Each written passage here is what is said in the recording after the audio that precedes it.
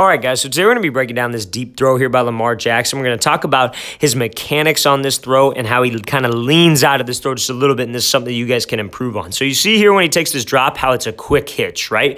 When he's throwing a deep ball, you want to take this quick hitch in the pocket because you want to be able to get this ball up and down, so you don't want to take this real long, powerful hitch when we don't need to, right? And you want to make sure that your hitch maintains the strength in your base. So you see when he's here and he hitches, he keeps a nice, strong base. He keeps a slight bend to his front knee, and he's able to drive this ball out, right? Still sitting his butt down, nice bend in that front knee. That's what you guys need to do. Everybody, when they hitch, they like to pop straight up, and they like to pop up when they hitch. And what that does is that loses the ground force you can produce from your legs. When you hitch, you want to hitch out, and you want to arc that front shoulder, as you see Lamar Jackson is doing here, arcing the front shoulder so you could rotate up and over. So now, what causes his release here, you see how this release kind of comes out a little bit pushed outside of his frame. He's letting his arm fly a little bit to the inside, or to the outside, excuse me, because he kind of leans out of it with his front shoulder. He does a great job keeping the front hand nice and tight to his face, which is what you need to do to make sure that you're consistent with this release point, because if you swing that front elbow down, that's when your release gets pushed high or you come down like a pitcher. So he does a great job with this front hand. I think the only thing is he tends to lean out of it with his upper half, and with his shoulder, he kind of swings.